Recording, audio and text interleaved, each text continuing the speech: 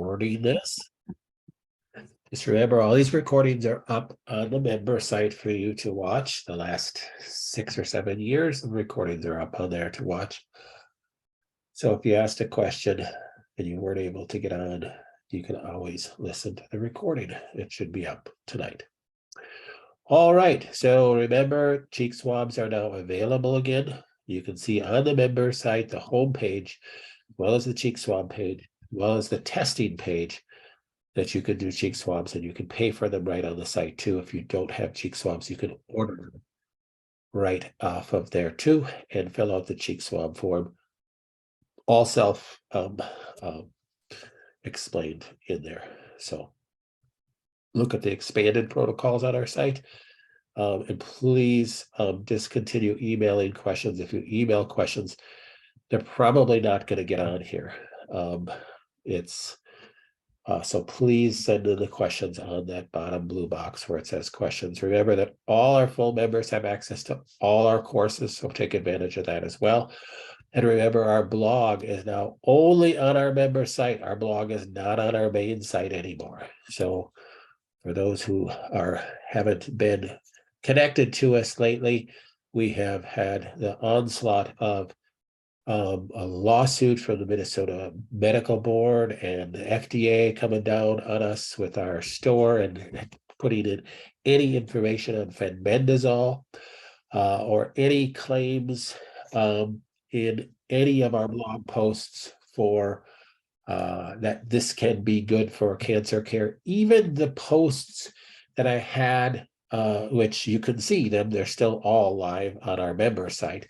But even the posts where I had cited the studies where curcumin was valuable for this, the FDA still made us take those posts down. That's why we don't have the posts on the public site anymore. So if you're not a full member, everybody here listening is, but if someone is not a full member, they can't see that anymore. If that isn't tyranny, I don't know what you call it. I don't know what to call it. You can't have any free speech. We're literally citing studies that were done, peer-reviewed studies. Unbelievable, just absolutely insane. So the lawsuit with the Minnesota board is being dismissed, which praise God for that. But the FDA, they can do anything they want. So we cannot put any information on fenbendazole. We had to take all our posts down. They're all back up just on the members only site. We had to take fenbendazole off our store. We can still sell it. We just can't advertise it. So if you need to buy fenbendazole, just call us. We have to put in the order manually. It's unbelievable. So make sure you look at the, you can still use the search bar. That's what I was talking about here on our member site for any of our posts. All our blogs, 900 blog posts are all on the member site for your literary enjoyment. Questions now that came in.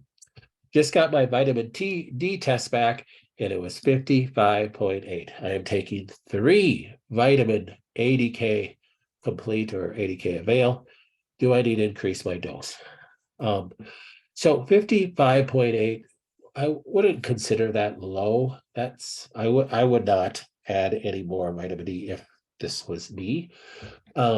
But it does seem odd that how come my vitamin D is only 55.8 and I'm taking 3 of these a day? I think that's 15,000 IUs a day. That's insane. Well, that does point to the possibility, and I didn't look at this person's genetics to review that, but the ADR gene defect, the VDR gene defect, vitamin D receptor gene defect, if you have that defect in your genes, that can decrease the availability of vitamin D to be absorbed. That is a big possibility. You're not absorbing vitamin D. Now, people can have vitamin D deficiencies that could from other reasons too. If they had their gallbladder removed, they don't absorb their fat very well. They don't break down fat very well. vitamins A, D, and K, and E are all fat-soluble vitamins. That means you don't break down those nutrients very well. You don't absorb those very well. So there's other reasons why a person could have low vitamin D, even if they're consuming vitamin D supplementations. They can have very damaged gut. There's other reasons why you might not be absorbing vitamin D, but those are some possibilities. But even all that said, 55.8 would not be, in my book, considered low. Yeah, we'd really like to have cancer patients be 50 to 150. And in that range, I guess that would be considered a little low. But I wouldn't change anything based upon that. 55.8 could be just fine. Second part of the question, if I was to stop taking Faslodex. So Faslodex is a drug given for ER/PR positive cancers. It is a selective estrogen receptor disruptor classification of drugs. So it helps get rid of bad estrogens, you could say. That's the purpose of taking that drug in most women that have a breast cancer that's either ER or PR or HER2 positive, that may be recommended for them to take. This person's asking, if I stop taking this drug, would I do a cheek swab to see which supplements I would need to take? That would be most appropriate. Yes. Doing a cheek swab would be most appropriate. I have ER/PR positive, HER2 negative. Right now I'm taking ClearDim. So ClearDim is a DIM product that helps pull out bad estrogens. I have EstroClear on hand. EstroClear is a lignin product that helps pull out bad estrogens. Is there something I could start before stop taking that? I would say before you stop taking that, I can't tell you to stop taking that or start taking a drug. But if you're going to make that decision, get another cheek swab test. We have several other good products that can help with this issue. Now, Faslodex is a little bit different class of drugs. It helps pull bad estrogens off the estrogen receptor. Now, the only thing from a nutraceutical standpoint that will help dislodge bad estrogens from the estrogen receptor is fermented soy. Not just soy, it's got to be fermented soy. And the only product of fermented soy out there right now, Allergy Research used to have a fermented soy chewable. They discontinued that. The only fermented soy product out there right now is the Hyland product. So Hyland is the name of the product. It's called, or Halen 951. That's the name of the product. I think that's how you spell it. Maybe it's AN. No, it doesn't look right. I think that's how you spell it. But I will test you for that if you do a cheek swab. That is, because the dosage on that is what we really want to check if we're going to use that. Now, if you call Hyland and you ask them about the dosage and told them you have cancer, they say you drink a whole bottle. It's a little 8-ounce bottle. Drink a whole bottle a day. Well, these are, this product is like $50-some a bottle. We have found through testing that people don't need a whole bottle. They can take 1 or 2 or 3 or 4 or 5 tablespoons, and then the bottle lasts them, a week or 3 days. It's a little bit less expensive and it's not wasted. My oncologist is not suggesting chemo at this time, but he wants to put me on the following to stop the growth of breast cancer.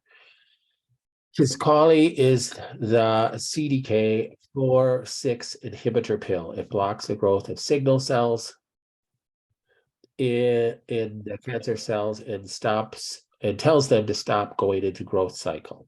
So this is a medication. Faslodex this is what we just talked about. It's a monthly injectable that blocks the estrogen receptor. So we just talked about in the last question. My cancer cells have a high expression of estrogen receptor.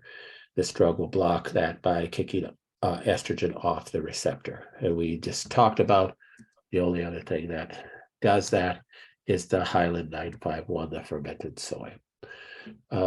Any comments on this approach? Well, I can't legally tell you to take or not to take a medication, even in a group Zoom call like this. So I can't really tell you what to do with that. I'm not familiar with this drug here, really at all. So I would have to look up some studies just like you would on that drug right there. This drug obviously has all the negative side effects of blocking estrogens that no women like to experience. And many women will start on something like that and go, I want to get off of it, just like this person in this question. I want to stop taking it. Usually they're having side effects of, decreasing estrogen and all the symptoms that go along with that. And they want to do a natural approach to do that instead of using a medication. Those are really the biggest comments. You see any issue with continuing to take Hyland and EstroClear.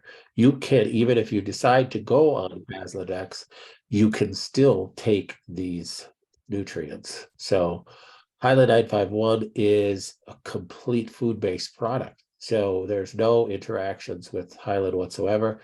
EstroClear is a lignin. There's no interactions with that whatsoever either. So I also plan to continue detoxing and taking antioxidants to see any issues with this. The only thing that I don't know what that Kisqali is, if it's an oxidizing agent or not. If it is an oxidizing agent, then you just have to consider that if you're taking high dose antioxidants, you could be negating the effect of an oxidizing agent if this is what that is, if that is what that is. I don't think so, but you'd have to Google that and find out.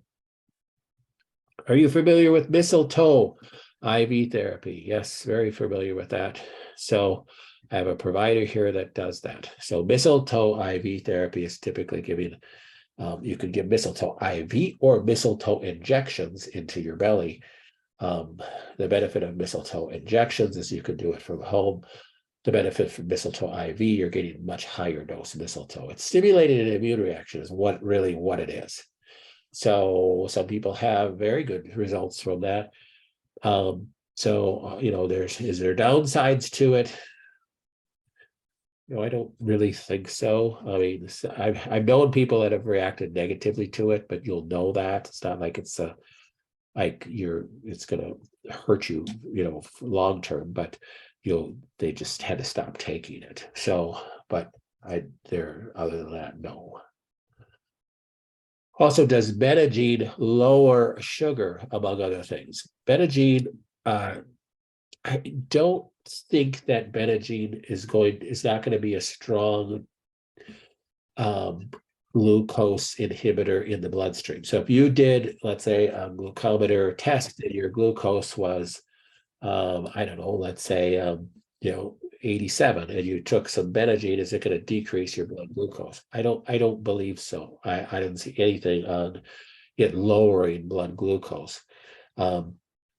So it pushes the Krebs cycle is really what it does. So it decreases the reason why Betagene can be beneficial for cancer is that cancers that are driven through the Warburg effect, which is, so glucose breaks down through glycolysis. You remember high school biology, and then you end up with producing lactic acid. And lactic acid can be a fuel for cancer if the cancer is very hungry and can't wait for the acetyl coenzyme to go into the Krebs cycle. And Betagene helps push that function into the Krebs cycle so that you don't end up feeding cancer through glycolysis as easily. So there is a huge benefit to Betagene. I just interviewed one of the founders of Terra Biologicals in a Cutter's Clinic Live podcast. I don't think Dustin has published that live yet, but he can't even talk about cancer. The Betagene, actually, the first studies with Betagene was on because Benagine is oxaloacetate, which is one of the components of the Krebs cycle. Some of the first studies on oxaloacetate and Benagine was using them with astrocytomas because it can block the astrocytomas feeding off of glutamine. So long story short, they had to the FDA made them pull that study, even though they had published studies showing that that would be beneficial, made them pull everything off of their website that showed that Benagine and oxaloacetate was beneficial for cancer. So now they don't have anything up there on that. They're actually they're starting a study actually in February at Mayo Clinic on oxaloacetate and glioblastoma, I believe, which is brain cancer. And so that's going to be exciting. It probably will take a couple of years to get published. They did another study on oxaloacetate and breast cancer, but you have to use higher dose oxaloacetate. So Benagine is the lower dose of oxaloacetate, and then the company has an oxaloacetate CFS, because they did multiple studies on oxaloacetate and chronic fatigue syndrome, and that's the only thing that they can publish on their website right now. Is 250 milligrams dose a day a good daily dose? Yes, that's a good daily dose of that. The oxaloacetate CFS is even a higher dose of that. And that's the benefit of that, is giving it a higher dose per pill, so you're not going to take so many pills. I'm experiencing sharp stabbing pains through my body, chest pains that go into my arms. I am very sensitive to being touched. Everything hurts. What can I do? General practitioner prescribed a muscle relaxer, a steroid, Oxycontin. None of these have helped. I take turmeric twice a day, but nothing seems to stop the pain. So sharp stabbing pains throughout your body, chest pain that goes into your arms, very sensitive to being touched. You always have to ask the question, where's that coming from? Why is that? That's the question you want to ask.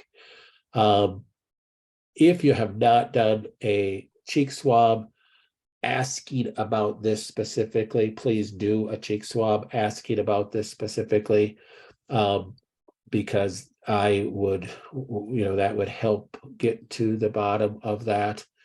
Let me see, who was it that asked these questions here?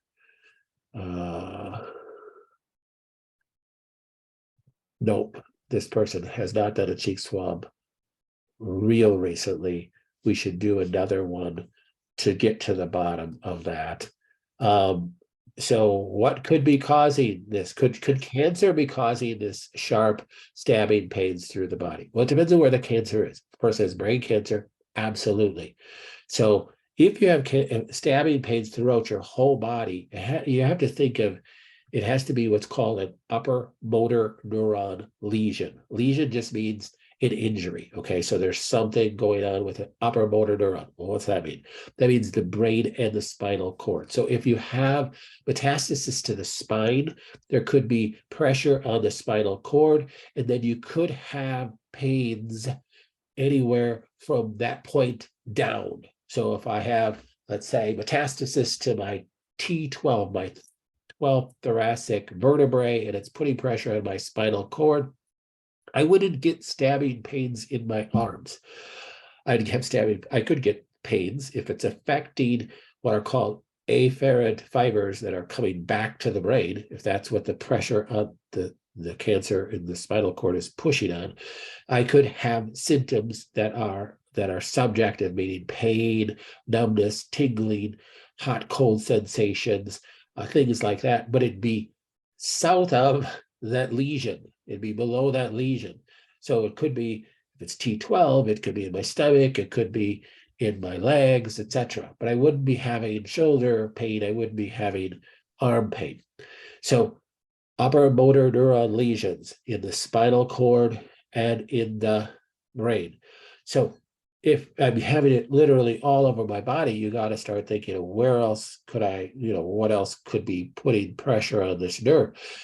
well, a person could have no sign of cancer, no history of cancer, and they could have these type of symptoms. Well, then you start going to what's causing inflammation in the brain. So it doesn't just space-occupied lesion like a cancer. It could be something that's causing inflammation in the brain. So perfect example is post-concussive syndrome. Person had a concussion, multiple concussions years ago, and now they're experiencing these weird pain symptoms all over their body. Another example would be Lyme disease that affected the brain. Another example would be effects of a vaccination. So were you vaccinated? These adjuvants and vaccinations readily cross the blood-brain barrier, cause inflammation in the brain, cause damaged microglial cells in the brain, ramped up inflammation, and you can experience these weird symptoms throughout your whole body. What will help these things? Well, turmeric is a good choice here. This is very good. Turmeric, curcumin, but twice daily taking turmeric. I mean, if you want to decrease inflammation that's going on in upper motor neuron, in the spinal cord, or in the brain, you have to take fairly high doses. We're talking at least 4 grams of this a day.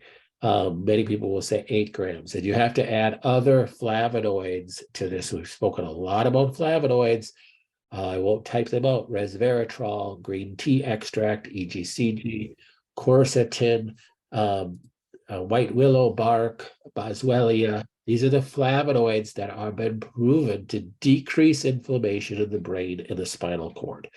So, but you have to take high doses of it, and you have to spread it throughout the day, because all these flavonoids have a very short half-life in your body, meaning they dissipate and are gone quite quickly.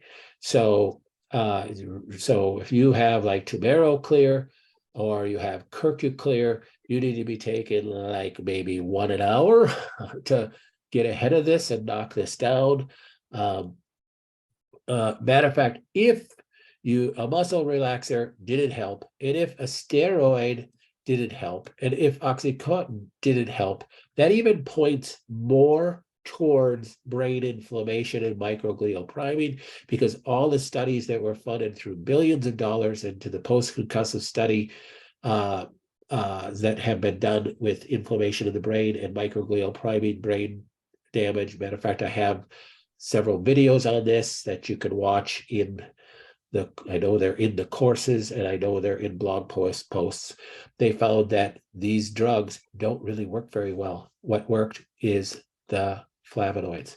So high dose flavonoids, long-winded answer to that, sorry. Working on scans next month and waiting PRUNOVO scan to confirm they can do most of what PET scan can do. Yes, that would be my confirmation. They can do most of what PET scan can do. I've said that a PRUNOVO scan is like if an MRI and a CT scan and a PET scan got married and had a baby, you'd have a PRUNOVO scan. If not, what can I take if I need to radiation x-rays in the future? You could do our radiation homeopath. So that's right on our store site, our radiation homeopath. At what point do you recommend getting a replacement Ion Pro Wave? So your Ion Pro Waves last about 80 to 100 sessions. There's instructions in your manual and your reminder on how to clean it. There's also instructions, the video on how to clean your Ion Pro Wave in the Rife section of the member site. There's also instructions on how to clean it and how long they last in the frequency healing course that you all have access to. So if if you like, oh gosh, I've used this at least 80 times, then order a new one. And it's really cheaper for you to order it right from TrueRife, because we don't get a discount. We have to get it from TrueRife. We have to pay shipping, and then we have to pay shipping to you. It's just order it directly from TrueRife.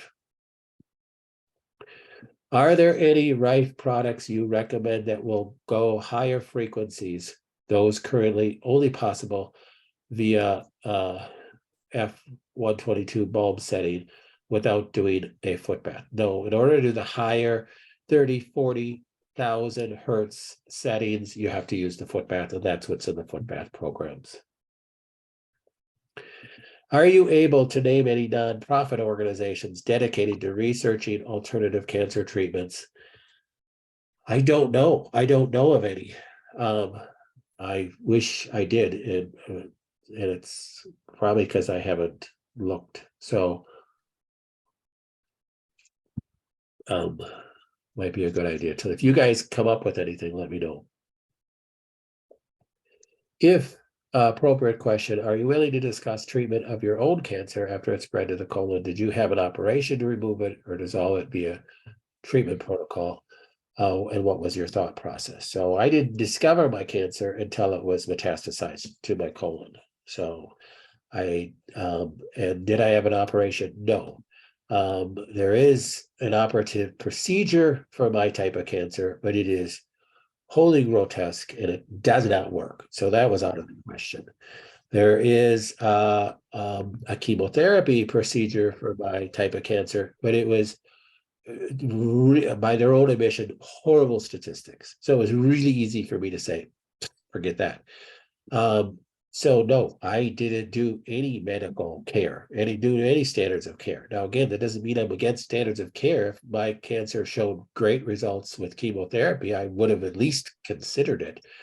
I did not consider it because it just statistically was not a viable option.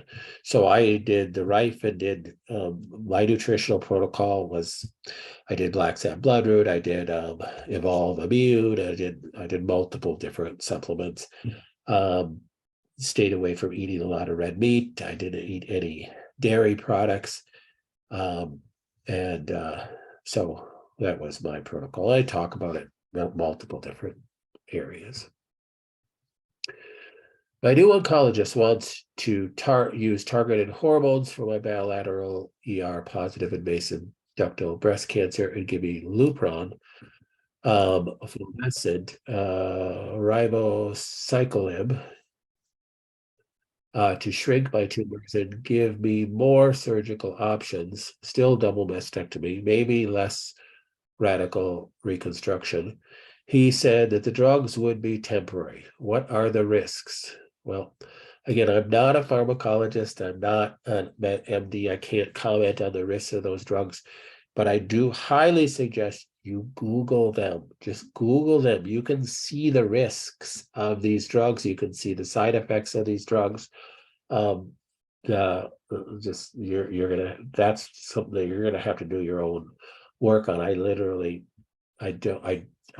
not, that's not my specialty. So, and I legally can't make too many comments on that. So, but it's all over the internet. You could easily Google each one of those drugs, see what the negative side effects are, and look at the risk reward, just like I did with my cancer. I just looked at the risk reward. Interesting, with my cancer, a study had, when I found out I had cancer about 2 years prior to when I found out, so about 7 years ago, Mayo had just finished a study, I think, on 10 patients that had my cancer. They did this drug, and it was a repurposed old chemotherapy. I can't remember the name of it. And they called this their trial this huge success because one person lived like 16 months. And I thought, okay, one person lived 16 months. On top of that, you read the report, read the entire report, which is very long. One person lived 16 months. He went into remission with the chemotherapy, and then his cancer came back at, I think, 14 months. And he refused further chemotherapy, which again told me, okay, that means, okay, if the chemotherapy sent him into remission, why would he refuse it if it came back? Except that it probably caused so many side effects for him. He was like, it was a guy, he's probably like, forget it. I ain't doing that again. I'd rather die. Okay, well, that told me a lot. The guy went into remission with it and he refused it. That was their success story. Okay, easy decision for me. Like what are those Capital One commercials? Easiest decision in the decision making decisions. Well, I'm not going down that road. So, but again, I was willing. Again, I come from a perspective of, okay, if I gave myself to Jesus Christ, I have to go, okay, Lord, if you want me to still do this, Lord, because you have a purpose in this cancer that's way beyond me getting better, then I'm willing. I'm willing to do the chemo if it's you need me to witness to some chemo nurse or something like that. But please, my heart. I do not want to do it, even if it had good stats. You're going to have to change my heart. And I trust that God could change my heart. He's big enough to be able to change my heart if I, am open to listening to him. Well, he didn't give me any inclination that I wanted to do the chemo. And so it was just a done deal with me. I was just done. And so it was either I was going to, figure out myself by God giving me wisdom to help my body heal, or I was going to go home. And I was okay with either outcome. So it's, so far I'm still here. So I just go, hey, day by day. I don't know if the cancer is going to come back and I'm going to be dead in a month, or I will get run over by a dump truck tomorrow. So you just continue to live your life daily like you're going to get run over by a dump truck tomorrow, so that you are in a deep enough self-analysis so that you can be asking God what you're supposed to be doing today. What are your thoughts about this combo? Again, I cannot comment on the combo of medications. These are questions I don't have experience on. I just can't comment on them. I don't want to do you people a disservice. I don't want you guys to think that I know everything about, these medications and their interaction. I mean, you can look up each medication and you can see the side effects of it, but you're just going to be hard pressed to find any information on interactions between these medications. So you're going to have a relationship with your Heavenly Father that you can ask him to give you wisdom whether you should do these things. Should I do a double mastectomy? Should I do a reconstruction? Nobody can answer that question. The truth is, we've had breast cancer patients come to us that were like, forget it. I'm done with them. I'm not doing any more standards of care. And they are still alive today. But we've also had breast cancer patients that took that stance. I'm done with them. But they passed away, but they were at peace about their decision. And we've had breast cancer patients that went the whole medical route and that passed away. And we had breast cancer patients that went the whole medical route also, and they're still with us. So you can't take a dogmatic position. And I think any doctor that's going to say, you do what I do, and this is what you have to do, this is what's going to save your life. It's like, really? Okay. Because honestly, if things go south, what's that doctor going to do? Oh, we did the best we can. We tried the best. It's like they're not taking responsibility for this. This responsibility has to fall on your shoulders. You have to decide what's going to be best for you. That's just the honest truth. So he said the drugs would be temporary. And what are the risks? I don't know. What are your thoughts on the combo? Should you still be doing some natural aromatase inhibitors? Yes, I would. The same like that question we had earlier. Even if you're going to go the medical route, I would still be doing natural aromatase inhibitors along with it. He said, I'm in imminent danger of the large 4-centimeter tumor breaking the skin, and I'm worried about this. No one to help me with this locally. I especially do not want to have an emergency surgery decision. I agree. And you don't want to be in a situation that you're making an emergency decision. A lot of people aren't comfortable with the tumor breaking through the skin, and I get that. And that's where doing some other intervention can be beneficial. I tell everybody that's thinking about doing chemotherapy and is scared to death of it, but they feel like they're being kind of led in that direction, is that the truth is you can start. It doesn't mean you have to, if they say, oh, we're going to do 12 weeks of this, then 12 weeks of it, doesn't mean you have to do it all. You're in control of your body. You can stop if this, I'm not, you might change your mind. I've had people, I'm gonna start this. I really feel led to do chemotherapy. They do 2 rounds and they're like, I'm stopping. That's it. And it knocked it down. So just remember that too. He said my ultrasound showing the tumors near the same size since September doesn't matter. Huh. Interesting logic there. In his opinion, the alternative program isn't working. Huh. I think it's kind of funny, some of the dogmatic positions of the doctors. If you were doing his program and there was the same side since September, he'd say, good, we put the brakes on it, which would probably be true. And it's just kind of funny. So good thing, what I would recommend if you're getting these kind of silly, dogmatic, nonsensical answers like this is to get maybe another oncologist advice too. You go to 4, 5, 6 oncologists, and have somebody that you feel the most comfortable with. Ultimately, that's what you want to do. You want to feel really comfortable with it. I want to give the oncologist another plan or compromise that we can work together. I want to be comfortable, and I don't want to make an uninformed decision. Totally agree with you, and there's nothing wrong with talking to more doctors. Different person. I had a second opinion appointment today with the head neck surgeon for my HPV positive squamous cell cancer on my tonsil. He also said that surgery was not an option, and he would immediately put in a feeding tube because I am malnourished. I've lost almost 40 pounds. Well, and you don't want to be in a state of cachexia.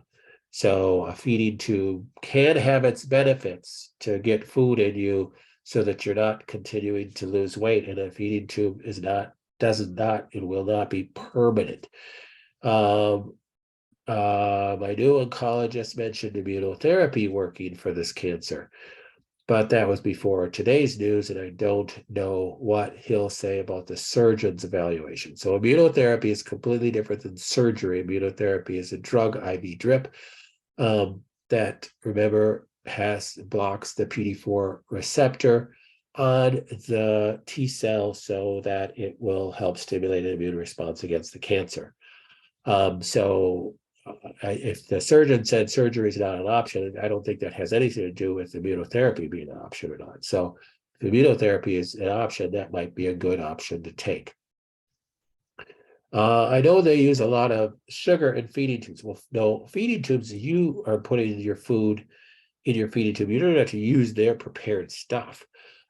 Kate Farms uses prepared food for feeding tubes. You can get it from there. People have made their own peg food feeding food with like greens first and protein powders and different things like that. You can make that yourself. And as a matter of fact, I think we have a recipe on the blog post. If you look for peg food feeding tube recipes, we have one on our blog post. You can make your own stuff. If I could choose the chemo drugs, are there any better than others to request? Again, I'm not a specialist in chemo drugs. You'd have to refer to what your oncologist is recommending. And if immunotherapy is something that they say works for you, you have to have a certain gene type to be able to use immunotherapy. They would test you for that. That might be your better option. Is there anything else I could be asking about treatment options to mitigate the side effects or damage to your body? If I'm assuming, using immunotherapy, you have to treat the side effects as they come with immunotherapy, because immunotherapy will decrease your T cells response to all your cells, and you can end up with different inflammatory states, most commonly like colitis and things. You have to treat it as they come up. What should I ask in my next cheek swab about the Rife update? You can just put your questions. When you have things like this, put all those questions that you have in your cheek swab request form so that we can get to the bottom of this as best we can do. You got to understand, I can only do so much. I don't know everything. I'm not your healer. God is your healer. My role is to guide you in nutrition and in frequency use. And I can't tell you medical answers. All right, let's get to some of your chat questions. My daughter is losing hair. Doctor said it was from COVID he told us to use L-methylfolate. We also made the hair remedy you mentioned on your site, lavender, rosemary, etc. My head started itching, and so are 2 more of my kids. I assume that your head started itching from the lavender and rosemary. You may need to water it down a little bit more with a carrier oil, if that's true. The loss of hair also, I don't think methyl tetrahydrofolate is really going to be the cure for loss of hair. The other thing you want to look at is how it may have affected her thyroid. So if there's a decrease in thyroid T3, T4 production, then you can end up with hair loss. And that's one of the symptoms of low thyroid. And then if you do a thyroid test, you want to make sure that you are requesting from your doctor a complete thyroid profile, because many times they'll just do a TSH test. And many times they'll do a TSH, a T3, and a T4. That's still not adequate. You need to get free T3, free T4, and reverse T3, because many times T3 is made and then it's a flip cis isomer of T3, which can never flip back to the usable T3. So your thyroid makes T3 and T4. T3 is the active form of the hormone, but 95% of thyroid hormone is released as T4, and then it's turned into T3 in the gut and in the liver. So it can be turned into reverse T3. And then a person can have normal TSH and slightly low T3, slightly low T4, and really elevated reverse T3, and that's really their problem. And then you also want to look and make sure that the person doesn't have Hashimoto's, and you test for TPO antibodies. So that is a more complete thyroid panel that you'll want to ask for. So you want to write that down. So that's what you're asking for. You want to measure her thyroid. You want to get to the reason why, right? What do you think about deuterium related to illness and disease, and can deuterium depletion help us? Wow, good question. So deuterium is oxygen with an extra hydrogen on it, and deuterium is in all of our water supplies. A percentage of our water is deuterium. There are really interesting studies on deuterium. Societies, or you could say cultures, that drink water that has less deuterium in it live longer across the board.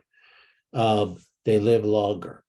Well, why is that? Deuterium is heavy water. It's called heavy water, and it doesn't function in our body as water, and it can block water's function in our body.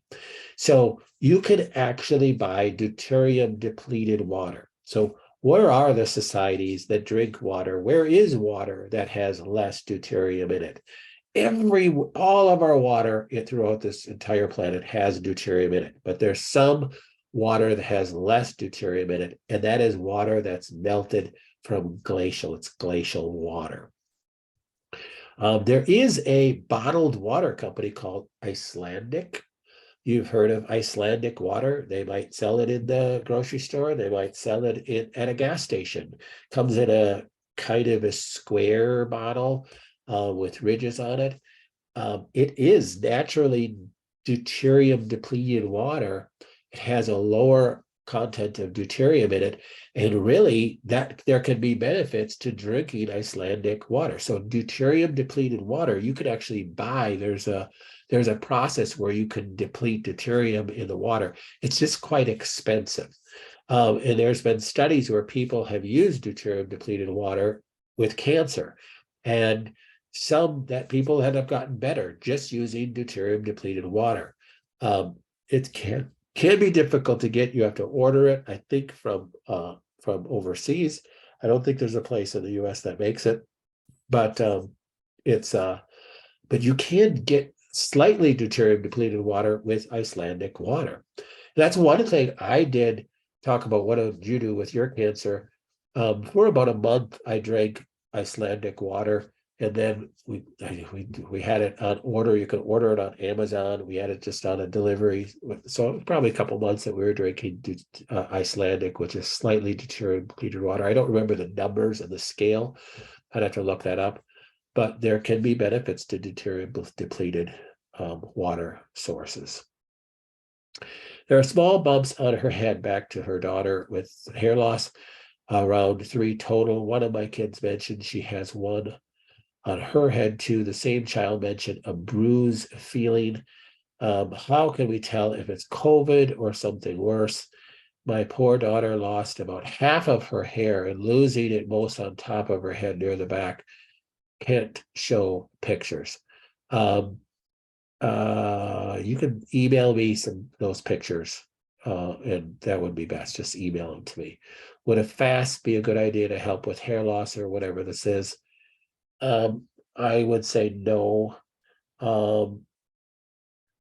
We could do a cheek swab to test that. We should do a cheek swab on your daughter for sure, but send me the pictures, email me the pictures. In my diet guide made for me, there was no mention of bread other than grains.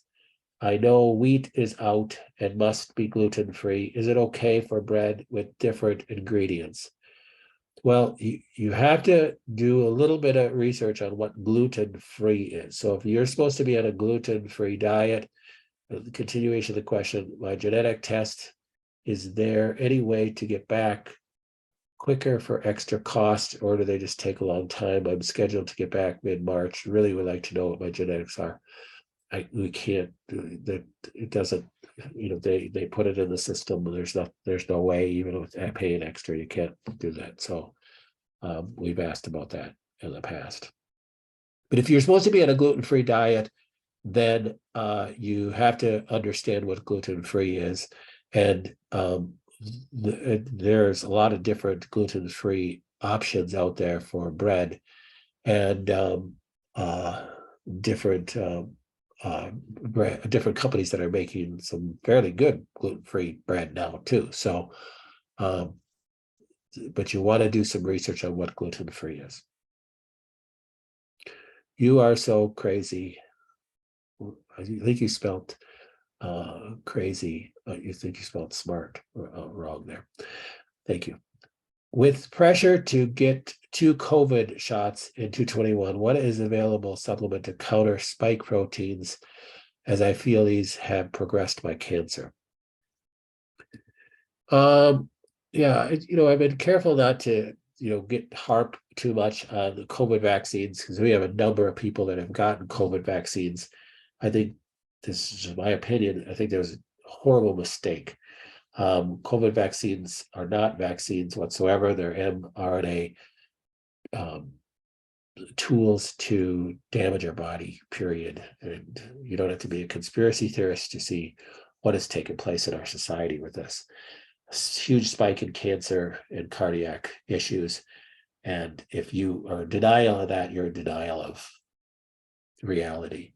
So I'm glad you're open to this. But some of the things that you could do to help a person is, first of all, for the clot formation, I'm highly recommending a product called Lumbrozyme.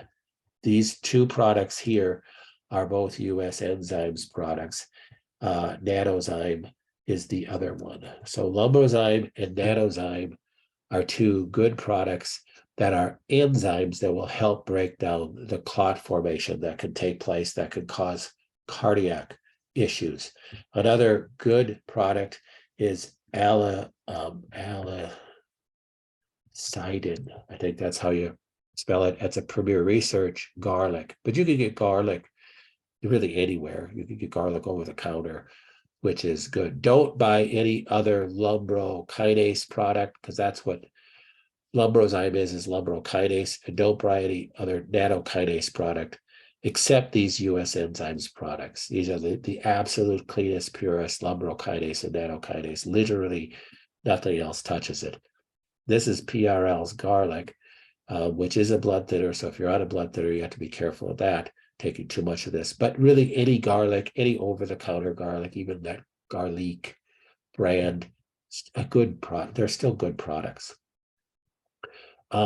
This is going to help with this won't help with the spike proteins, but this will help with the effects of the spike proteins on the red blood cells and on the endothelial cells that is causing the clot formation. As far as getting rid of the spike proteins themselves, there's nothing that's been proven to do that. However, looking at chelating agents like the Menelec Synergy is a good product that we have. It's one of my favorite products as far as a chelate agent, and such so that we private labeled it as our phase zero assist. This is just got some really, it's got such a nice blend of chelators that you think of that's what you want to do, is try to grab on to these spike proteins and pull them out of our body. So that's what I would use, is this. If you're using Pectosol C, that can be beneficial. We have Chelaclear, that's beneficial. The Menelec Synergy has just got a bigger blend of chelators in it. Make sure that you're not constipated. Doing coffee enemas are nothing but helpful.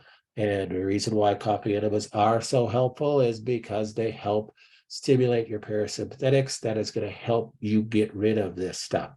Parasympathetic nervous system is your neurological control over your immune system and the neurological control over your detoxification pathways. So these are the kind of things that I would suggest. If I had the vaccine, I would be probably taking 2 of these and about 3 times per day. And the same thing with the Nanozyme, and the same thing with the garlic, and the same thing with the Menelec Synergy. You really have to, flood your body with that. The itching was the beginning. Now we're experiencing the same thing. Thank you so much for what you do. Let's get cheek swabs on that. Hydrogen isotope gets plugged in place, normal hydrogen. Yeah, so that's deuterium, double at the atomic weight. So it's called heavy water. So this is back to the deuterium question. It's called heavy water. Ketogenic diet depletes deuterium. That's interesting because I have not read that. I've not seen anything on that. I was actually at a seminar once listening to the president of the company who created the deuterium depletion technology. I think he was from Sweden. I don't know. I think he was from Europe. I don't think he was from the United States. Really, really interesting stuff, though.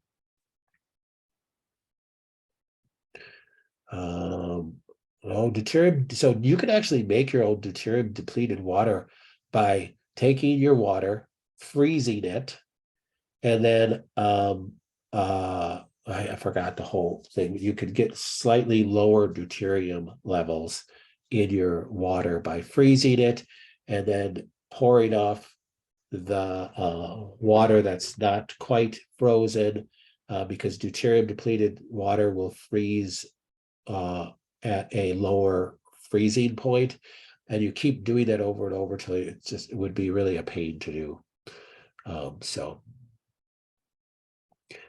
Can you remind me and put my mind at ease a little, hopefully, when I'm not having any unusual pain, but my markers are still up in the 600s? What could this possibly mean, given all the protocols I'm using thanks in advance. So are you talking about your tumor markers, your CA 19-9 marker? I'm not sure what you're speaking about.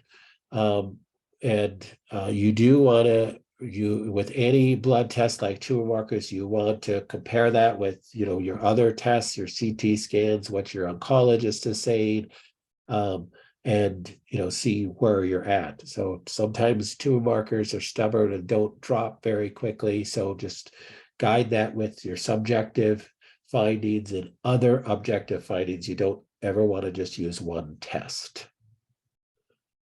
I asked the question about 3 estrogen blockers. If I decide to do that, and oncologists said they are stronger than tamoxifen, is there a point to taking other natural ones too?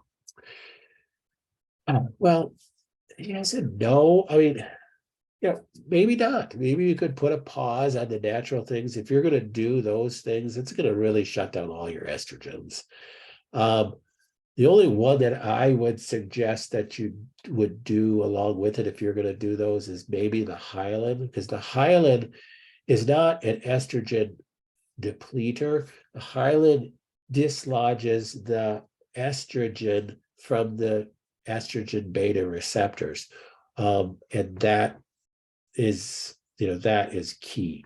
So to stimulate it, because those are the estrogen beta receptors are apoptotic receptors. And that's the whole idea of estrogen positive and progesterone positive and HER2 positive cancers, is that estrogen is blocking the apoptotic receptors. So using Hyalin can help break that up. So Hyalin doesn't necessarily pull estrogen out of your body like DIM and IC3 and the lignans and things like that, but it helps dislodge, kind of like that fermented soy is kind of like a crowbar that gets into the receptor and cranks out the bad estrogen and gets it out of that receptor. So I would still maybe consider doing that. The foot detox bath, how many times a week? The reason why we don't specify, because some people don't do it at all, some people do it every day. So it really has to do with your time, how much time you have. So what's reasonable? Okay, I have all the time in the world. I'm retired. I don't have anything else to do, and I don't mind doing it. I just sit there and watch TV. Well, then do it every day. But some people are like, oh my gosh, it's just another thing to do. And if I do that, then I don't have time to do my sauna, or I don't have, if you're weighing it between things like that, then you do have to kind of make a decision. I'll be honest with you. I never did the foot bath. I just never did it. It's like, I just did not feel led to do that.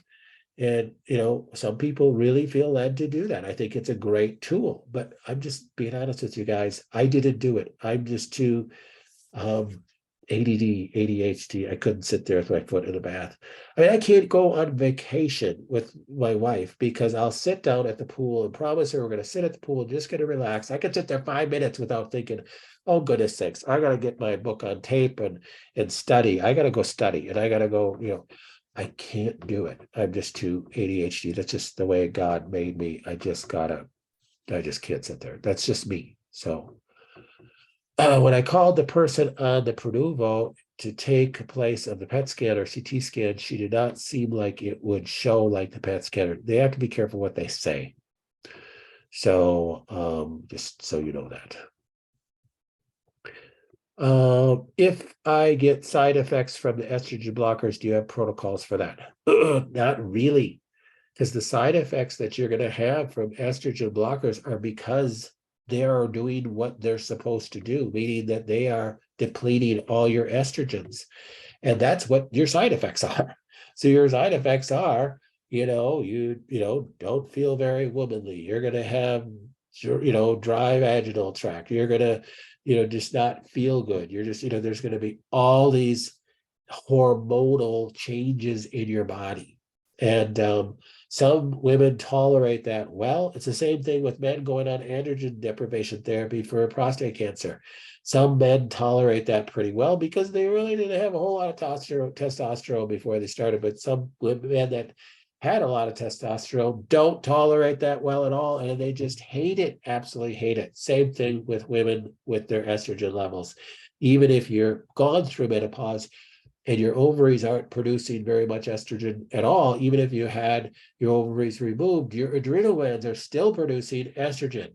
And when you deplete the rest of your estrogen, there is an effect of it, and there really isn't anything that you could do, if other than taking estrogen, which completely defeats the whole purpose of going on estrogen blocker. So you certainly wouldn't do that.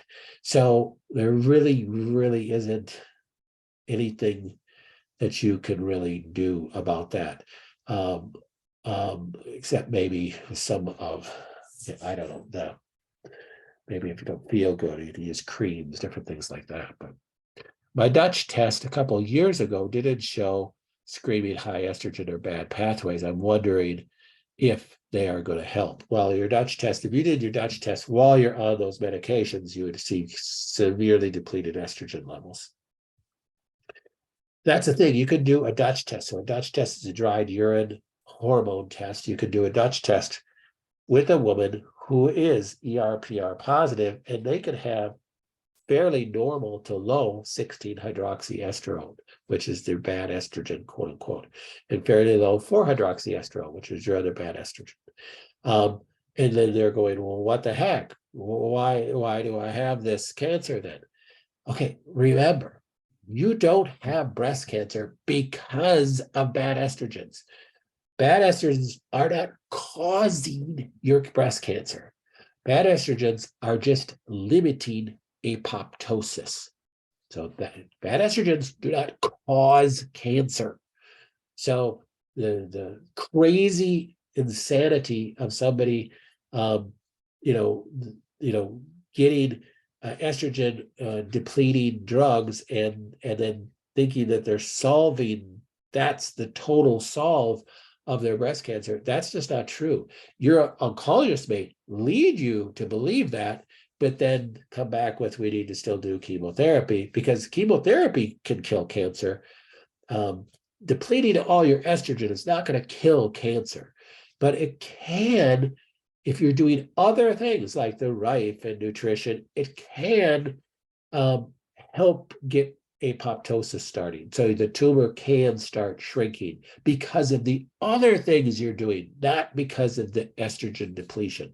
So depleting estrogen is not going to kill the cancer. Depleting estrogen will allow the cancer to die because of the other things you're doing. So I hope that answers that question. Thanks so much.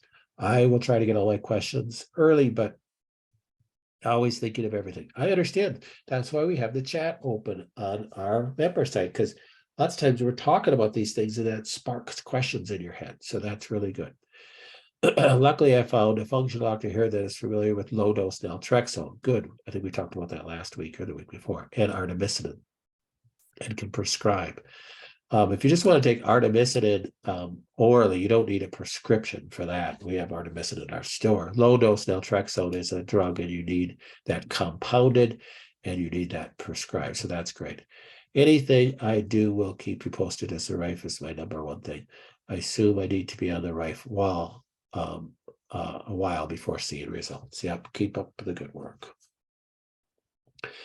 All right, remember, if you have questions about your protocol and things, you can get your cheek swabs in. Look on the member site for all the details on that. Also, please remember, do not email any questions. They won't get answered at this point. We've been kind of harping on this for the last 4 months. Make sure your questions get in through the member site, or I just won't, just because they just get buried and I don't see them. I literally get 150 emails a day. I'm not joking. So please don't do that. Other people have asked about Anne and Ashley. They just are officially, neither one of them are with us any longer. Anne is dealing with her son with acute myeloid leukemia, AML. Please be praying for him. He's in doing another chemo session. He went in yesterday for it. So we're in contact with Ann. She's a good, very good friend, always will be a colleague and friend of ours. She just can't work right now. So she's on permanent leave. I don't know if she'll be coming back. Ashley is on permanent leave, being a wonderful mom to her little baby that she just had. Oh my gosh, she's so stinking cute. Please be praying for her change of life, being a mom. So please don't email their emails anymore. Ashley's email is getting shut down, and Ann's email will be shut down by next week too. So just don't, you'll get a bounce back probably. All right, love you all. I'll be praying for you all. I thank you for continuing to pray for us. We cherish your prayers. If you have to send reports to labs at Connors Clinic. Good question. And labs, LABS, at Connors Clinic, CONNERS clinic.com. All right, thank you much. Bye-bye now.